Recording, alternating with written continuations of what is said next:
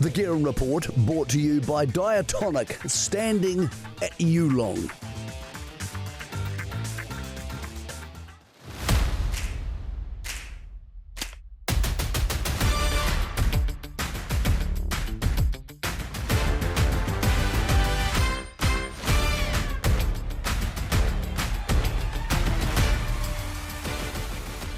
Kia ora, good evening. Welcome to the Guerin Report on this Monday night. I hope your racing weekend was fantastic. Mine went home to the home province to Kamara for the races, and thanks to everybody who keeps those clubs and all those other smaller clubs around the country going.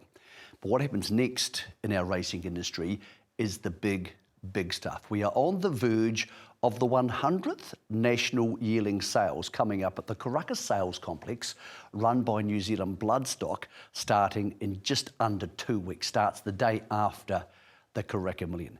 It is a huge deal, recognised internationally by not only how many people are coming for the sales, but the support of the local vendors. Many of our biggest breeders are only selling at Karaka this year. Why is it such a big deal? Well, when you think about national yearling sales, going back to the first one in 1927, wasn't long after we saw the sale of the Great Far Lap. The most famous of all Australasian racehorses was sold at the very second national yearling sale. Since then, we've seen so many great champions, so many amazing stories come through. First Trentham, and then on to Karaka when it became the home of the thoroughbred sales in this country. I wanted to honour what it has done for our industry and talk to some people who were there for at least half of that time. I thought about it a lot. There were three names that keep coming to my mind. One was the great Sir Patrick Hogan. Of course, he has sadly passed away, but the auditorium at the Karaka Sales Complex is named in his honour. The other two men who have been instrumental of keeping the momentum of the sales going, keeping the professionalism going, keeping Karaka open, are of course Joe Walls, the voice of the sales for so many years, and Sir Peter Vela, the man who was responsible for having the sales at Karaka and for keeping them going when things got really tough a few decades back. So we got the two of them together, Sir Peter Vela, the head of New Zealand Bloodstock, and Joe Walls, one of the godfathers of the sales, and put them in that auditorium, named after their old mate, Sir Patrick Hogan. We spoke about the way the sales have changed and grown over the last century and their involvement. Usually on the Guerin Report, which these days we thank the sponsorship of Yearling for, we have a half an hour show. This interview was so timely and had so many jewels in it, we couldn't cut it back. We've got an hour show tonight so we can show you what these two great men of the sales industry think of where we're heading, where we've been, and some of the highlights of their time on the sales ground. Here, from the Sir Patrick Hogan Auditorium, is Sir Peter Vela and Joe Walls. Well, gentlemen, the 100th yearling sales ever held in New Zealand are upon us. For both of you, I'll start with you, Joe Walls. It must be very special to be back in this auditorium, which is now named after one of your late great mates, in Sir Patrick Hogan. Yes, it is, Michael. I've been looking forward to this day for quite some time because, you know, there's got a lot of history about it, not only here at Karaka, but of course Trentham before. So all the good times come rushing back, some of them bad, but mostly good. So I've been looking forward to it. Sir Peter Vela, this is your auditorium purchased with your late brother, Philip. What does it mean to be coming up to the 100th yearling sale in New Zealand when you think of all those amazing names, going back to Far Lap, and think that this is your place for this very special occasion? Well, Michael, it's not really our place. It's where we are really only the guardians of it for a very short time. We were going to be guardians for a couple of years and it's turned into 30, but it's been a pleasure and a privilege. Let's talk about yearling sales, because obviously Trentham was the home of the yearling sales for a long time until we moved here in the mid-80s. Joe, when do you first remember going to a yearling sale, and what effect did it have on you? Because it affects people in different ways. Yeah, Michael, I joined Rights and NMA, or Rights and whatever they were called in those days, and the yearling sales came round. I was always interested in yearling sales. I said to Michael Floyd, who was running the outfit at that stage, I'd like to go down. He said, well, you're probably going to have to take holidays if you want to go down there. So I took a bit of leave and got someone to give me a job spotting in the ring. And I did that for 2 sales down there before I got sort of more involved. What sort of year would that have been, Joe? I think that was about 1970 or 1969, something like that, Michael. That was the year I was born, Joe. What did you love about it? Because it affects different people in different ways, and some people it gets under their skin very quickly, the yearling sales. Well, I'd always been interested in horses to some degree, and probably more from the breeding side.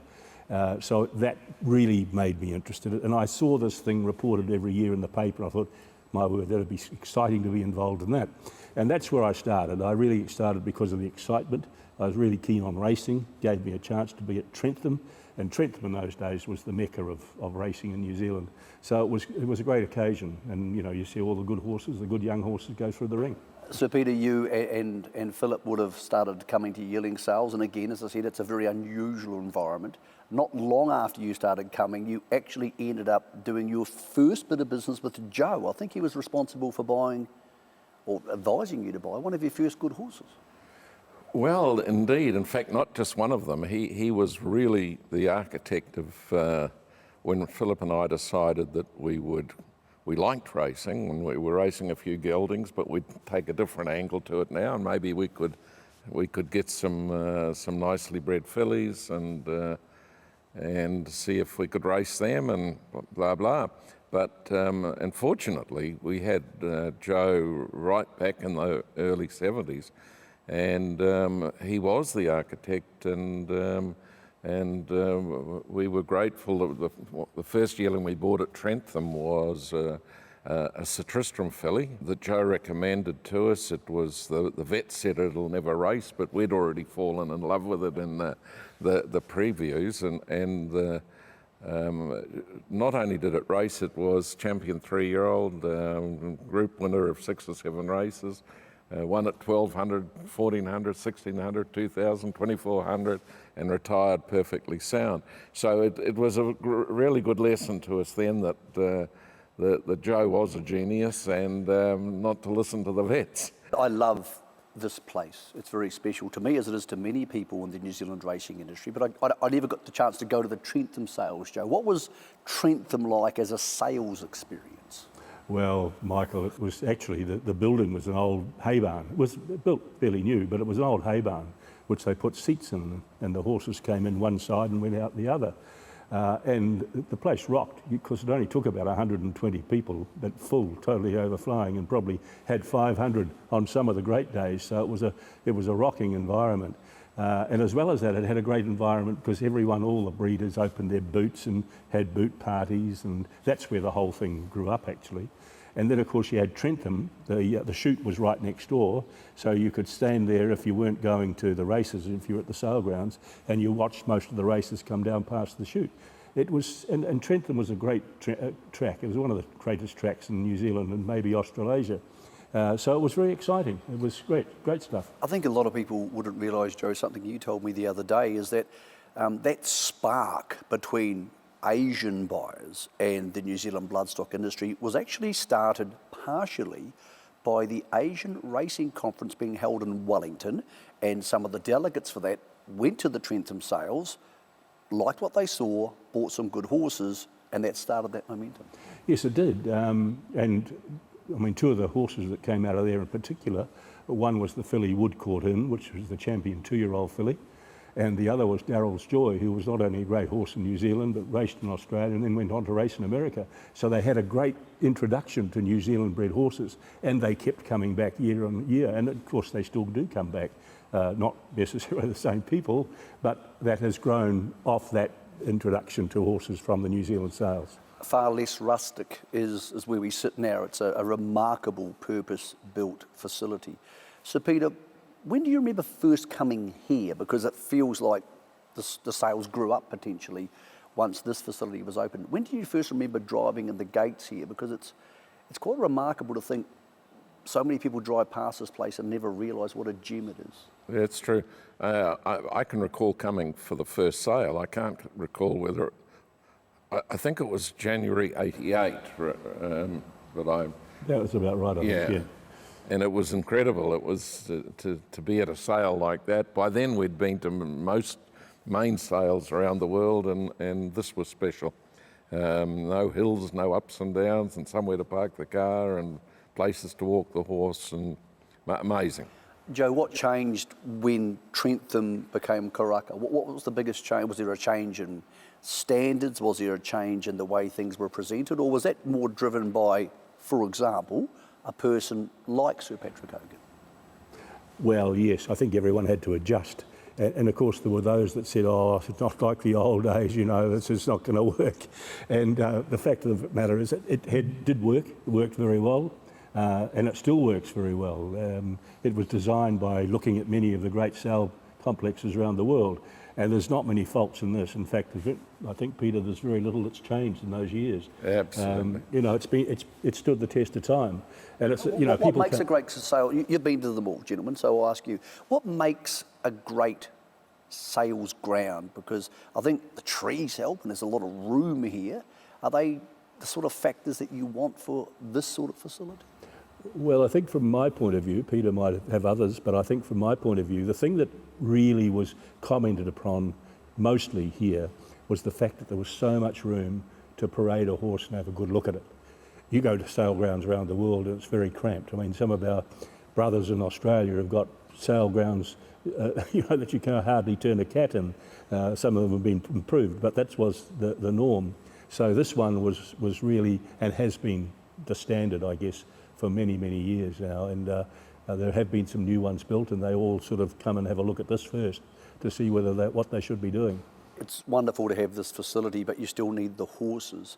I'll go to you, Sir Peter. As you said, you were getting involved with your brother Philip as early as the early 70s. How have the horses changed? The horses we sell here, when you go all the way back to Far Lap nearly 100 years ago, they don't need to prove themselves, but how has the look and the presentation of the horses changed? Well, I wasn't here in the first days of it, but if you look at the photos of the of those sales, and I've been doing so of late, it's quite incredible. The horses are still pretty much the same. The people are no longer in hats and ties and cigarettes hanging out their mouth and so on. So there has been some changes, but we are fortunate that the changes in horse has been an evolution. It's been we're getting more and more people involved in the industry that are going to upgrade the quality of the mares that we're dealing with, and long may that continue. What about presentation, Joe? Because it's hard to believe horses could look any better than they do here at the Karaka Yearling Sales. They look incredible. Was that always the case back in the early 70s? Were they slightly more rustic looking? I guess rustic is not a bad word. They still did a pretty good job, but these are now professional handlers and preparers. They've learnt their skills right round the world. They come here, and once again, you know, people come to the sale here, and that is the usual term. They say, oh, there's a hell of a lot of lovely horses out there, and they are people that you take notice of when they say that. So I think the standard has remained very high at Karaka. And a lot of people, once again, have copied us. Did the horses look much different? I'm not talking presentation, I'm talking bone and size, because there seemed to be an opinion 50 years ago we had these big raw bone stayers who could do amazing things. But there's obviously now different sorts of blood coming in from different sorts of places, and we've even got new stallions coming to the country now. Has the horse shape changed? Oh, I think a little. I think America got involved many, many years ago, and the horses became a little more compact, a bit shorter in the back, a bit more speed orientated, and I think that has spread worldwide. We no longer see the long-backed horses, the slabby sort of horses. They don't appear. I'm not saying that they can't run if there is one of those, but usually the horses are they're better middled sort of horses, I think, than what they used to be. I don't know whether you'd agree. Yeah, no, I couldn't agree more, Joe. And if there's been any change, I think we're fortuitous. It's fortuitous in so much as 50 years ago, our stallions were brothers, unraced brothers to a Group 1 horse, and and now we're getting the Group 1 horse himself here, and that's making a tremendous difference. COVID forced us to go down the online sales platform, and there was a thought process, Sir Peter, that maybe that'll be the future, and you won't need places like this, and we can do it all online, much like people don't go to the travel agent anymore, they just buy their flights online. But I'm still not sure that's true. I think there's something about the 4 or 5 days at Karaka that people love. Is that how you feel? Is without trying to butter it up too much, is this a magical place at sales time? Because it feels that way to me, and I think it feels that way to lots of other people. Yeah, undoubtedly, but look, I wouldn't say that sometime in the future it will be all online. But when you're dealing with a horse and experts they want to see them. And that's why they like coming here, because, as Joe says, we've got parade areas here that every sale company in the world would be proud to copy if they could. So I think we can relax. It's a long time away before we start having sales where the horses aren't inspected. Joe, having horses is one thing and having room for them to walk, but hospitality is a word that just sits incredibly closely to Karaka. People love coming here for the hospitality. When did that start? When did we stop going from people's car boots to this evolution to these wonderful facilities we have now, which is not greatly different from going to Soul Bar and watching horses? It probably started about the time we shifted from Trentham, because as I mentioned before, a lot of the boots were opened at Trentham, and people really had it was a boot party really for some people, and it worked very well. But of course, when they moved here, this was entirely a new opportunity. There was more room, and then we had people like the great Sir Patrick who thought, well, as well as having more room, he'd have his own room to have more room. So we allowed him to build his cabana, I suppose, out there. And of course that took off, and everyone... Which is now the Cambridge Stud Cabana. That's right, yes. And then of course everyone, well not everyone, but a lot of them said, well look, we'd like one of those too. So we've got those scattered around and they work very, very well. But as well as that, of course, we always accommodated the tent idea. Everyone had a space to put up a tent. They had their electricity, and some of them had or made their own egress for their bad water and stuff, which was pretty bad, but they all did that, and the thing grew like a mushroom, and it's something that really we've not only fostered, but I think we've seen that everyone enjoys it. Now, you've got a hotel here as well, so that it's almost a self-contained sales experience for some people. Do people say that to you? Do they say to you, Sir Peter, we love coming to this sale, not only because of the horses, but because of what this place is? They do, undoubtedly. And we had a lot of it at the recent Ready to Run sale. And long may that continue. I was talking to a good friend of ours, the great Andrew Butch Castles, who told me a story. He was bid spotting. It seems like everybody in the industry's had a go at bid spotting apart from you, Sir Peter, or me. I couldn't get a job. And he said to me, and I suppose this is going to happen when you have a lot of colourful characters, full of adrenaline, trying to get the best horses and occasionally full of Sauvignon. He said one day he was bid spotting, knocked down a horse to a bloke, and the bloke just ran out of the auditorium, never to be seen again. Joe, there must have been a couple of those over the years. People either get things wrong or they have buyer's regret, or I suppose it's going to happen if you auction 1,000 horses in 3 or 4 days. Yes, it's happened a few times. I can recall at Trentham even we had a time when some ladies who'd obviously been to a long lunch walked in, and they looked very good, very tidy, they were well dressed and everything, and one of them started bidding on a horse to quite a high level, and we knocked it down to the lady sitting on the left, and she literally filled her pants and got up and ran out of the auditorium. So she had a day out, a real day out, which could have been very expensive, but it wasn't. But from the rostrum, we usually note if someone is probably doing something that they either shouldn't be doing or they're erroneously bought a horse. We had a good friend once who bought one like that, and he kept it, and it wasn't a bad sort of horse. You hear to people all the time, and often it's husbands talking to their partners saying, don't put your hand up, whatever you do, don't wave across the auditorium? Are the auctioneers skilled enough to know that that's not actually a bid, Joe? That they seem to not have too many issues with that. No, I think, as I said, I think you usually, I mean, you not to say you know everyone that's in the auditorium, but you have a fair idea who's there and what they're bidding and how much they're bidding to. And if someone does that, and it's usually way more than you'd expect them to be buying a horse, you usually, and I would, or Steve would turn to me and say, are they really bidding on that, or is that a mistake? So, you know, we have a bit of leverage there. When you're up there, in the voice of God position at the sales and everybody's watching, how often, Joe, do you see a horse, and obviously you see them before they come into the ring, how often do you have one coming in and they get into the chute there and you think, right, this is a proper horse? How often do you think, you see lots of yearlings, but this is a proper horse, this just can't miss? Do you ever have those moments? Oh, well, I think what really happens, Michael, is that you see the nice horses, as you say, before the sale, and if one of those nice horses walks in and the auditorium fills or the chute fills, or the people up there are sort of getting a little bit nervous, you know it's going to work pretty well.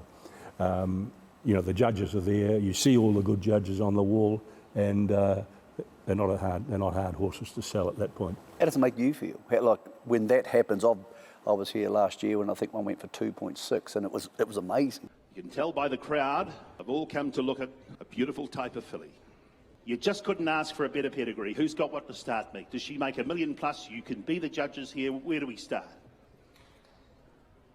All right, 300. 300 I've got. I got 300 here. At 300 the money. I get 800,000 out. 8 I've got now. 8 the money bid here. I get 800,000 out. Split you all up and take a 50. Then we'll make it exciting. At 900 a bid. I get 900 here. At 900 the money now. I'll take 100 to make you 1 million I've got now. 1.1 though. I get 1,100,000. 1 2. At 1 2 a bid. At 1,200,000 I've got. I get 1,200,000 here now. Taking hundreds again to make you 3. We'll take her along nice and slowly. 1 5. At 1,500,000, 1 6, 2 all right. At 2 million a bid, I get 2 million here. I get 2 million now, 200. I get 2,200,000. At 2,200,000, I've got now 2,200,000 a bid. She deserves all of that. At 2,200,000. At 2,200,000 bid. All done. I'm going to sell her out. At 2,200,000. I'll take 50 though if you're thinking. 50. 300. At 2,300,000. 400. Now I've started this. At 2,400. At 2,400,000. At 2,400,000. Would you like to throw 100 in? At 2,400,000. 2-4. At 2,400,000, I'll take that 50 before she goes. Once, twice, third and final. 2,400,000. Thank you very much. Thank you, underbidders. Outstanding, outstanding. Ladies and gentlemen, please. Got another horse in the ring. Outstanding. How does it make you feel as an auctioneer when you know there's a Don Eduardo coming into the ring? Well, I think not that it doesn't make you nervous, but it makes you tense. That you've got to make a good job of this, because obviously the horse is worth it, someone is expecting to pay a lot of money, and the buyer is probably expecting to pay a lot of money. So I think it's just a knack of trying to get all the money you can for that horse for all concerned. So yeah, there's a great expectation, and in most cases I think it works out well.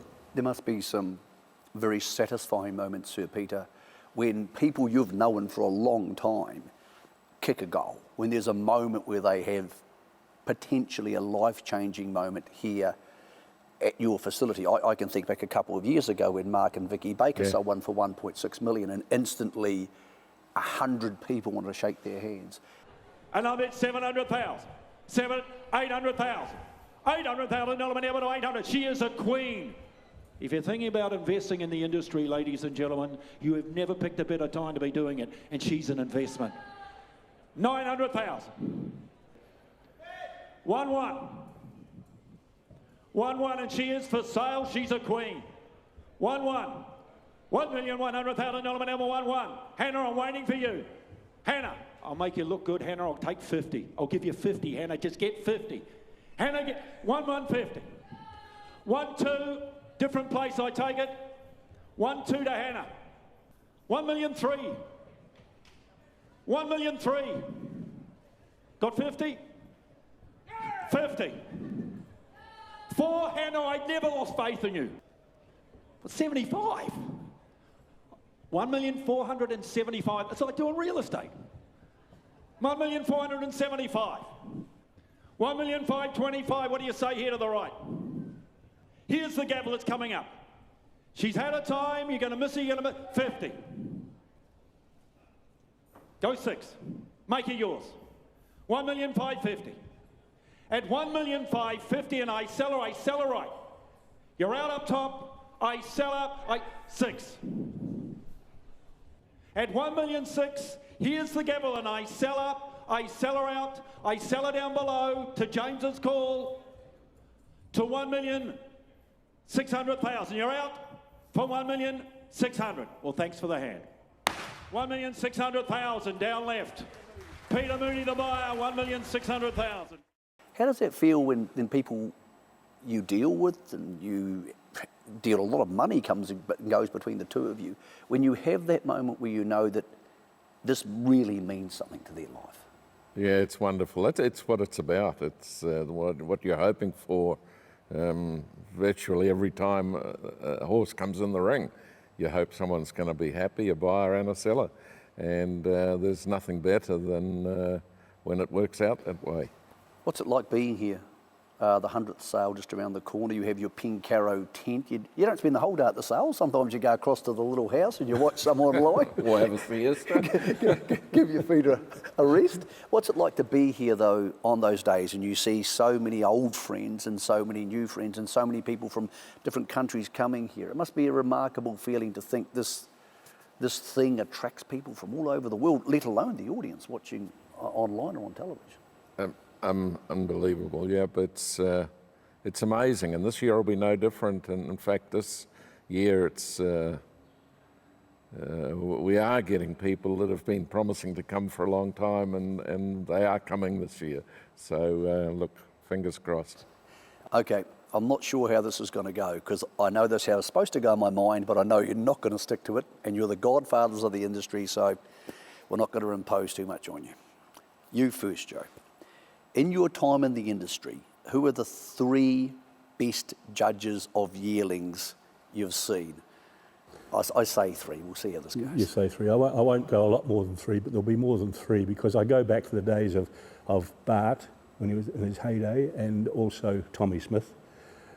I'd have to say, not only because they're who they were, but they were great judges, because they also bought very good horses, and they often didn't pay a lot of money for them. So they go down, for me, going way back. In more recent times, I suppose I'd have to put people like Dean Hawthorne. I think he's making a very good job of being a good judge of a horse. I think Paul Moroney is a very good judge of a horse. And there'll be others that I'll probably forget, but they're the more modern ones. And I think there'll be others. Phil Cataldo buys a lot of good horses. And we foster those people because they're good judges, they sell to good owners, and the thing rolls on. So that's some of the ones that I think. What makes a good judge of a horse? Like, you've looked at thousands and thousands of horses.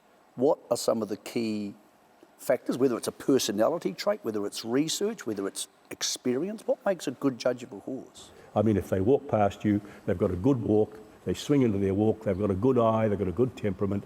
That's the thing that you look for in a horse, because that's the sort of horse that goes on to a racetrack and wins the good races. What about you, Sir Peter? Who are some of the great judges in your time in the industry where you thought, if he or she is on this, that's probably pretty good?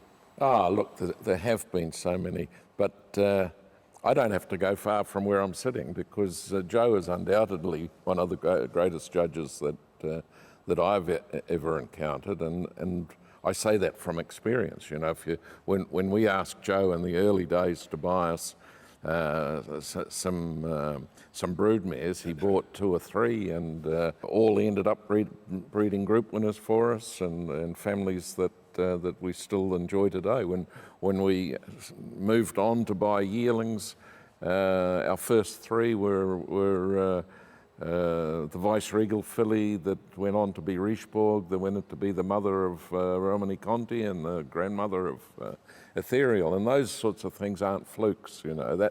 That is the ability to marry the knowledge of a pedigree and the knowledge of a physical specimen. But I also can't. I always think back to the great days of the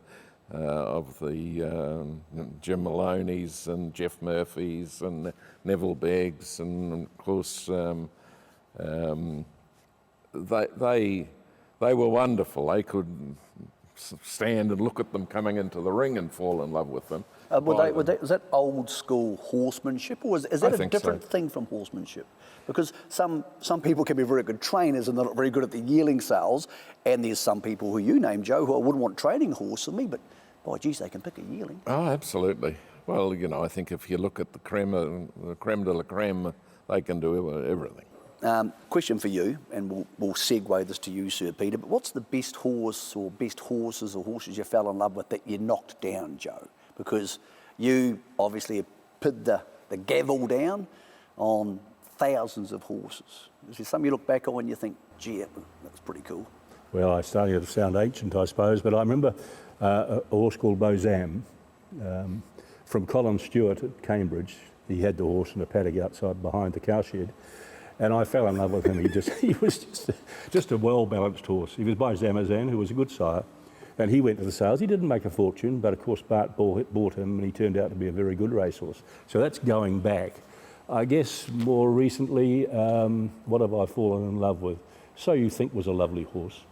Knocked down by Steve Davis, I That's believe. right. Yep. He'll tell me if I claim it, he'll tell me. But no, it I'll was knocked down by Steve. And he was a lovely horse. And Bart didn't pay a huge amount of money for him. I think it was 110,000. Yeah, he wasn't dear. Yeah. But obviously we all know what he turned out to be and is now making his name as a sire. So those sort of horses, but there's been plenty, and I never ever, sometimes I don't want to go back if I've fallen in love with something because they've probably finished last in a maiden somewhere at Terranikau. So I don't really go back too far with some of them.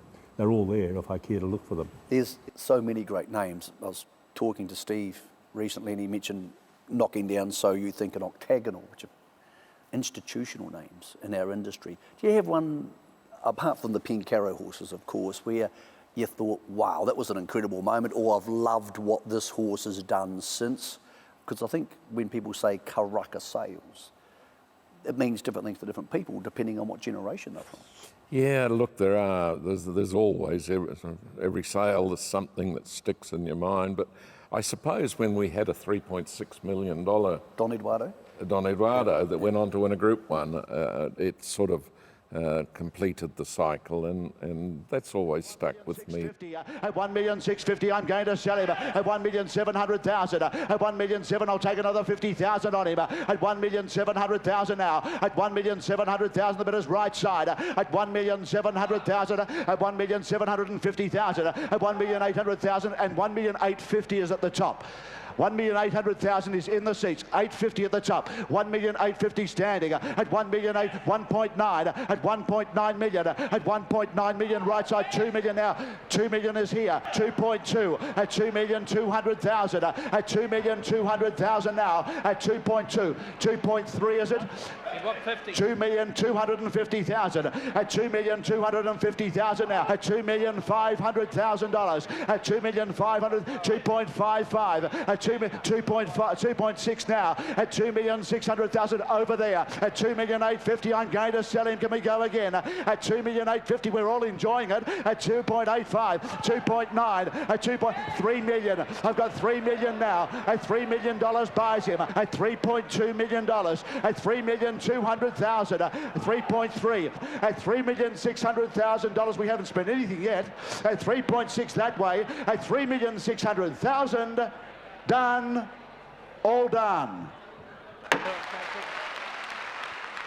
What was that moment like? I wasn't here, because of all places I was at the MCG. I don't know what. Playing cricket, probably. I don't know what I was doing at the MCG, but I remember listening to it and thinking, wow, that's a lot of money. So what was it like here when that happened? It was, wow, that is a lot of money. And what year was it? I mean, it seems a long time ago, but... I think, Joe, look, you're the godfathers, you should know.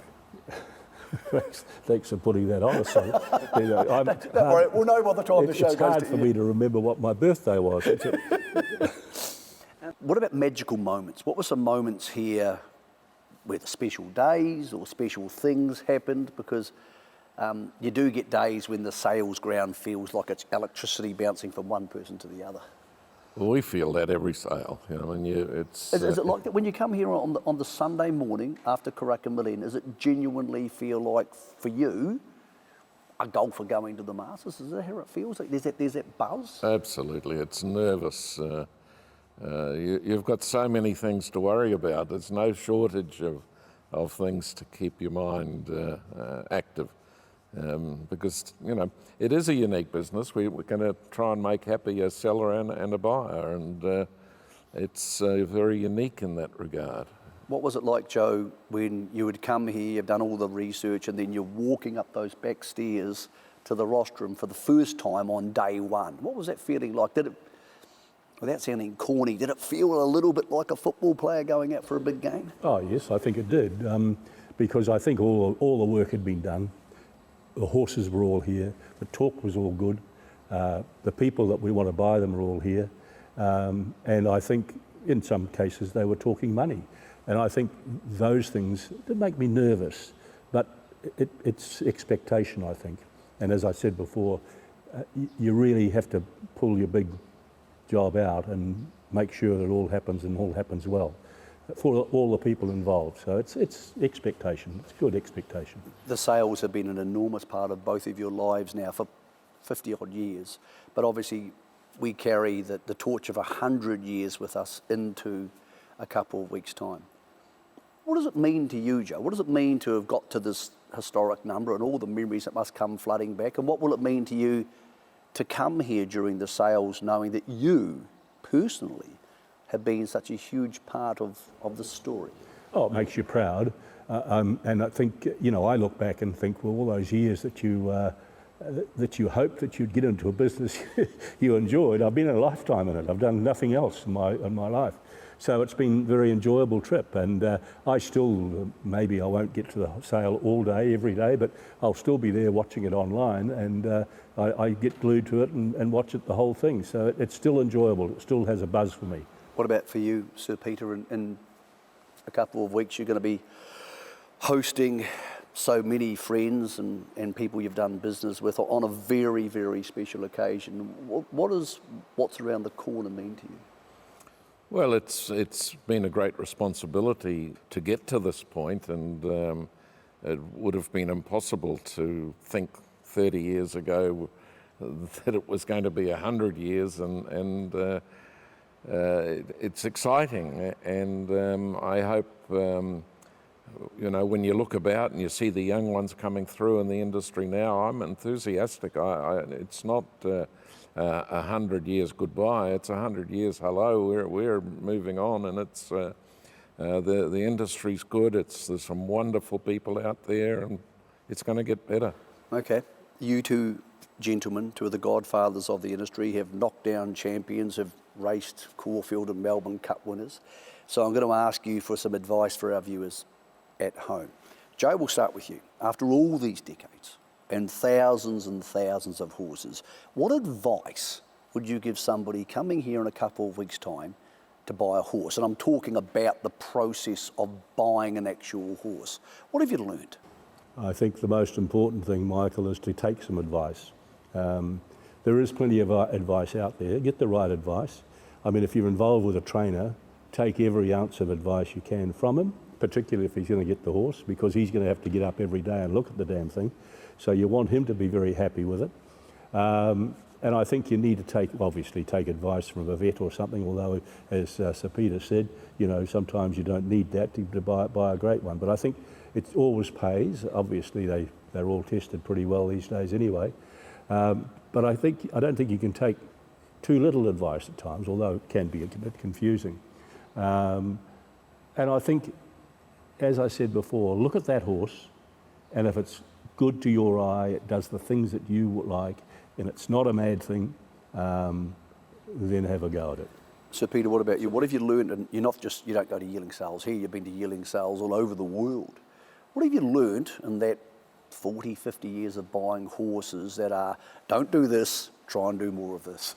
Well, I think that there are available to you an enormous number of people that have got the experience and knowledge that exceed my knowledge in every category of horses, pedigree, individual, racing performance, historically, and breeder, where it's come from, and so on. And you just can't take too much advice, and you just be the judge to decide which you're going to discard at the final moment and which you're not.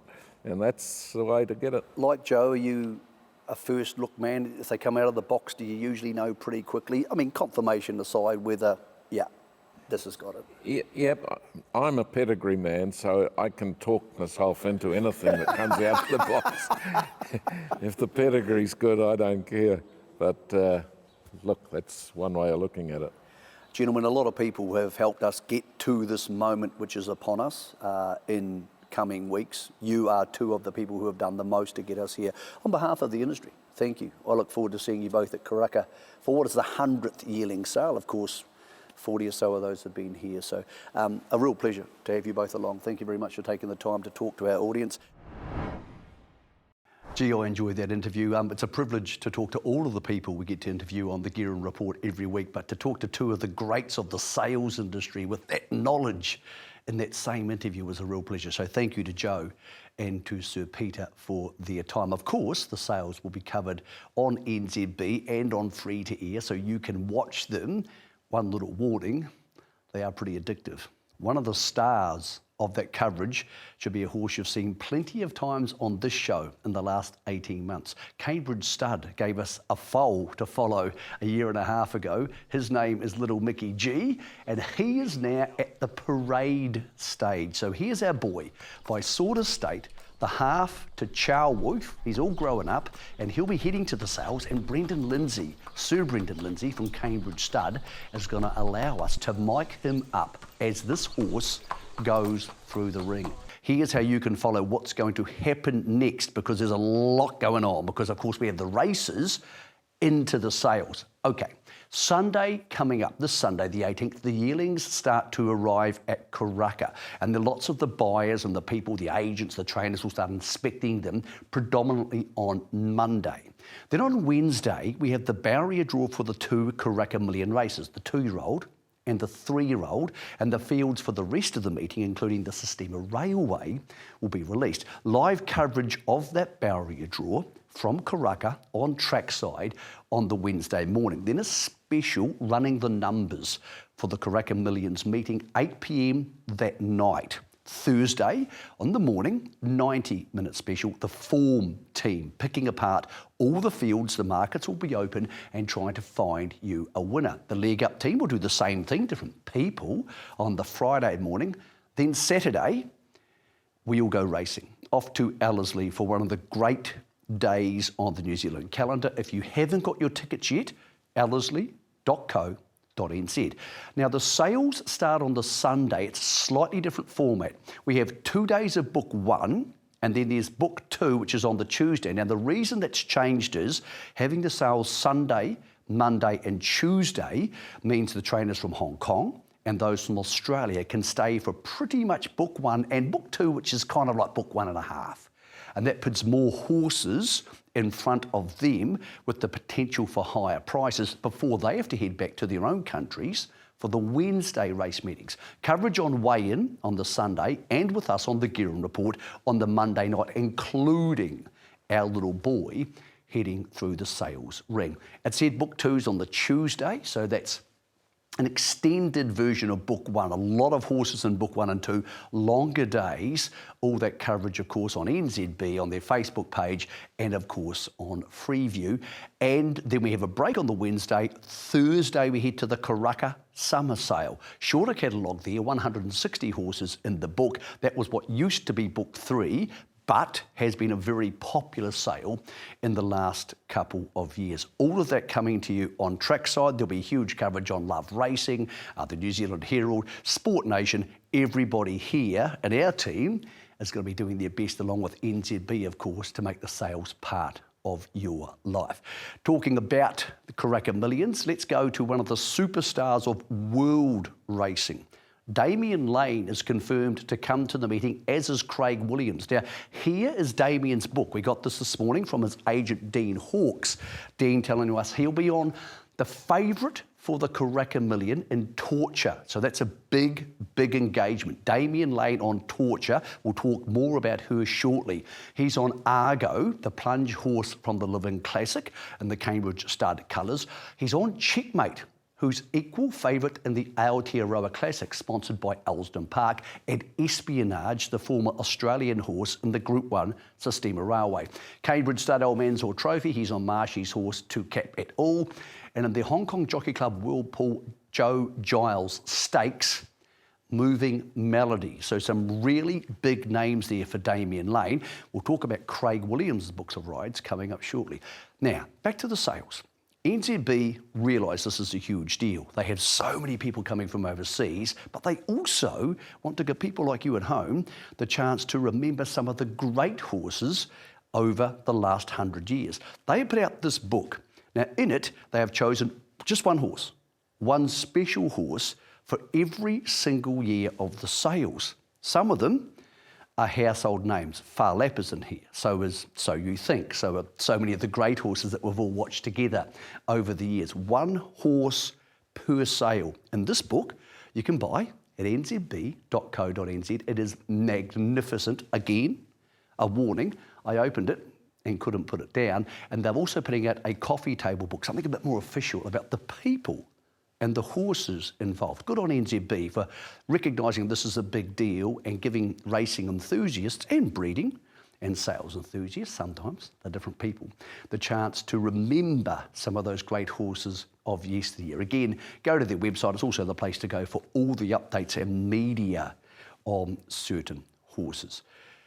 As we head to Karaka Millions Night at Ellerslie on the 24th, a lot of the superstars who will be there have either raced in the last couple of weeks or took the chance to head to Ellerslie yesterday. We had 2 black type trials and a whole lot of significant races. Let's go to the first of those trials. Here's Vegas Queen winning, the horse you're looking for as they come around the bend in front, and the blue and white colours is Savagly.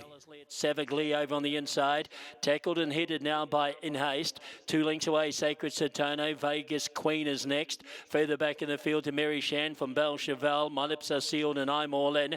Savagly coming back on the inside. Now Sacred Satono drops in on the outside. Sacred Satono and Savagly, and out wide Vegas Queen. The 3 of them at the line, possibly Vegas Queen from Sacred Satono. Okay, a couple key things to talk about there. Vegas Queen does head to the Aotearoa Classic, sponsored by Elsdon Park. Masahisa Shubi will take the ride. $8 in the market, vastly improved horse, won over 1,400 last time. Spoke to trainer Kenny Ray. He said not only will she get 1,600 for this race, he said eventually she'll get 2,000 metres. Let's go through what you need to know about this market. Checkmate, you've already heard, Damian Lane takes the ride. Hini Kaha spoke to Andrew Forsman. She is an absolute yes. Her form has been franked.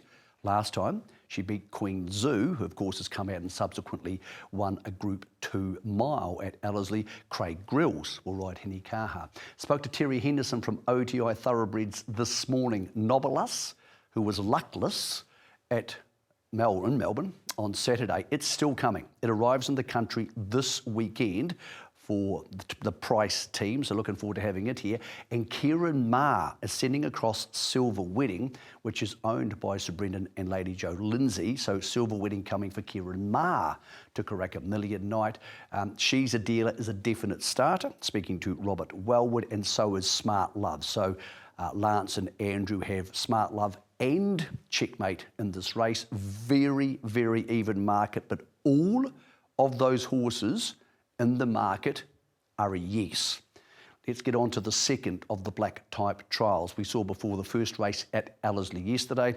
The fastest horse, maybe the entire country, was in this trial. They weren't looking to stretch her too much, but here's the trial with the leader as we turn for home, Alabama Lass. Alabama Lass over on the inside. She leads by a length here from Sterling Express. 2 lengths away, Henny Kaha. Further back to Bravery Born. Whiskey and Roses to the outside. Further back then we've got over on the inside Financier and then Savoir Fair. Down to the 150. Sterling Express just narrowly in front from Alabama Lass, who's trying hard on the inside of it as a match motors going down towards the line. And then a head bobber. And photos here between Alabama Lass and on the outside Sterling Express. Okay, the winner was good, but so too was Alabama Lass. King Kelso, co-trainer, saying, didn't want to do any more than that. Home in 33 seconds for the last 600. She'll have 3 more gallops before the railway, which she finished second to Crochettium last year. Let's go through the market. Jigsaw, Cindy Alderson has confirmed. Jigsaw, the star sprinter of Victoria in the back end of the season, is definitely coming. Arkansas Kid is here. Now, we have to shout out to the Hayes team, of course, the Hayes boys having gone through a horrific weekend with the wildfires in Victoria. Ben losing his house, and very sadly, Lindsay Park losing some horses. They'll have 2 horses at Karaka Millions Night. Arkansas Kid is here, and he is stable with Lance Noble out there at Karaka. So those 2 horses, Arkansas Kid and Torture, are coming. But we here in the New Zealand racing industry, feeling for Ben and JD and Will and all of their staff there at Lindsay Park. Alabama Lass is coming. Swayness Day, of course, we know. In form, good win last time. Spoke to Robert Wellwood, a yes for the Sistema Railway. Grail Seeker is a yes. Lance O'Sullivan confirming that this morning. Savagly still undecided. Pam Gerard saying after the trial yesterday, that was him, 3rd in the first trial, still got on the wrong leg. They're thinking the railway. He doesn't seem to love Ellerslie, but they want to go to the BCD sprint and they want to run before they head there, and they don't really see where they can go somewhere else. So Savagly, I would say 50-50. For the railway. Espionage is in, the former Coolmore horse, and Tomodachi is the big out. Tomodachi's in the market. She will not be starting in the Sistema Railway. She is instead going to head to the BCD sprint. They think the 1400 metres after the first up in the Telegraph will suit her better. So an update there on the market for the Group 1, the big one for the open sprinters on Karaka Millions Night. But of course the race night is named after Karaka Millions, which started with the 2-year-old all those years ago. And here is a late contender. Not many horses win their debut, then go straight into a Karaka Million. This one is going to for Andrew Forsman. Here's the opener yesterday at Ellerslie. Now Zaharias just made that bend a little awkwardly, but has ranged to the lead shortly after. Zaharias in front here, got away by 2. Now Singletary's looking to run on out wide, battling on Capital Express, then Peggy Sue, and behind them Stronlinium starting to warm up as well. Zaharias's run may have peaked, coming after Singletary and Stronlinium diving between the pair. Singletary and Stronlinium are the 2, they draw clear, and at the line Stronlinium. Yes, Stronlinium getting straight in from being a debutant into the market for the Karaka Million at $16. Andrew Forsman confirming to the Guerin report this morning she is heading there. Hell of a task, still an open market. We spoke to you about Torture. It is now the daughter of Sword of State at the Karaka base of Lance Noble, so it is a definite starter. Kinniard getting the confirmation today from Sam Burgesson. Opie Bosson, who rode it to win in the Eclipse on New Year's Day, will ride again. So Opie Bosson, the most successful jockey in Karaka Millions history, on the best chance of the Tiaka horses, who is now our equal favourite at 4.2. John O'Benna, we spoke to this morning. Diarmas is heading to the Foxton Trials tomorrow. He said, I'm really happy. She's holding a condition. She's a very fit, naturally fit horse. We don't need to go to the races, so he's happy to trial tomorrow, Tuesday, if you're watching this a bit later, at the Foxton Trials. Dream Rocker is coming across. There'll be a change of jockey for Dashing Dixie because Craig Grills is going to stick with Stromlinen, who he rode yesterday, and further down, Van Zardi is coming too. So Liam Birchley has both Dream Rocker and Van Zardi in. Angela Jones, who had great success with 2 winners at Ellerslie on New Year's Day, is coming back to ride Vanzardi. The barrier draw for that is going to be absolutely crucial. That's on trackside next Wednesday morning. But all the big names on that page are heading to the Karaka Million 2-year-old as we speak. The richest race on the night is the $1.5 million Karaka Million 3-year-old, and there's always late contenders turning up for that. We saw one of those yesterday in the 3-year-old 1500, race 3 out of Ellerslie.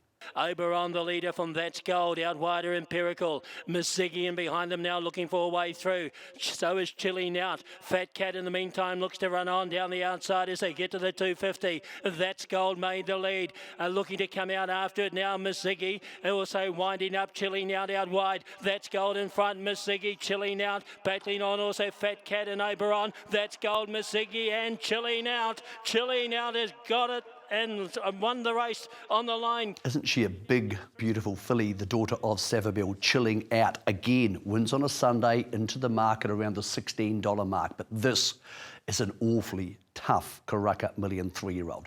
The Glamour horse, well written at the top of the market, $1.50 after winning the 1,000 guineas. And then we saw, of course, in the Auckland guineas on Boxing Day, she is hot. Lada Rada, now change of rider, won the Group 2 Live-In Classic last time out with Craig Grills.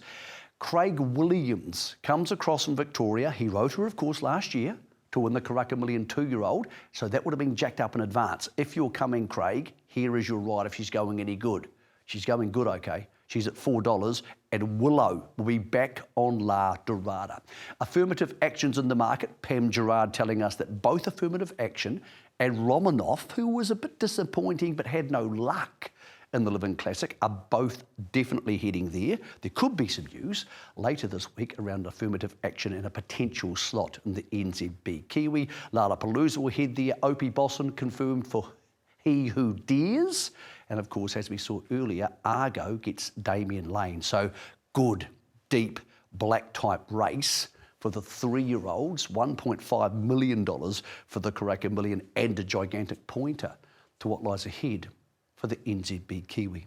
Talking about races which are pointers for other races, we yesterday saw the trackside Ginger Nuts Salva, and I think we saw the horse who at the moment deserves to be favourite for the trackside New Zealand Derby. Here's the Salva. Homeward bound, 300 metres to go. Lost Salcero tackled by Don't Tell the Missus. Emirati's coming after them. Out wider here, Loose Jules is running on. And now Day One starting to bob and wave his way through. Out wide, Navy Dreams coming on as well. And here's Yamato Satona. Great lineup. Emirati, Day One. Out wide, Yamato Satona. Emirati will win it. He was really good and really strong to the line, Emirati, coming out of the Live-In Classic the week before. Unusual training by Stephen Marsh. It worked, and he now has options, either the Avondale Guineas or before that, the Waikato Guineas. He should be favourite for the trackside New Zealand Derby. We know he's going to be in the field. We know he can win at Ellerslie. His $9 should be about $5. Plenty of other horses on that page can win, but I think he has the least to prove heading forward. It's not just about Karaka and Ellerslie though. Of course, this week we head back to Trentham, to the capital, for the Thorndon Mile, sponsored by Harcourts. Legato is the favourite. She carries 58 kilos. She's at 3.2. She scared a few away. I think a few thought she might get more weight than 58 kilos. One horse she hasn't scared away is Queen Zoo. She's at $5, the Rich Hill Mile winner. Couple of big names here on this page are not going to start. Mary Shan, Andrew Forsman confirming to us today, she will not start. She will head to the Mares race on Karaka Million night instead. So scratch Mary Shan from the Thorndon. St Lawrence hasn't made the trip across from Australia, so it is not starting, and she's a dealer, as mentioned earlier. Robert Wellwood telling us it heads to the Aotearoa Classic and therefore also won't be at Trentham. So movable feast there, and one would suggest with those 3 horses coming out, Legato's 320 could be sub $3 by Tuesday or even Wednesday. The market, also the field, for the Harcourts Thorndon Mile will be out around 11 o'clock on Wednesday morning. over the next 2 weeks, there's going to be so much coverage here on Trackside with all the countdown to the Karaka Millions, the barrier draw, and of course the sales. We look forward to bringing that to you. Next Monday morning, we head to Karaka, to the coalface, to find out from people on the sales ground what they are expecting from that 100th National Yearling Sale. Join us next Monday night on Trackside or trackside.co.nz here at 8 p.m. on the Guerin Report for another sales special.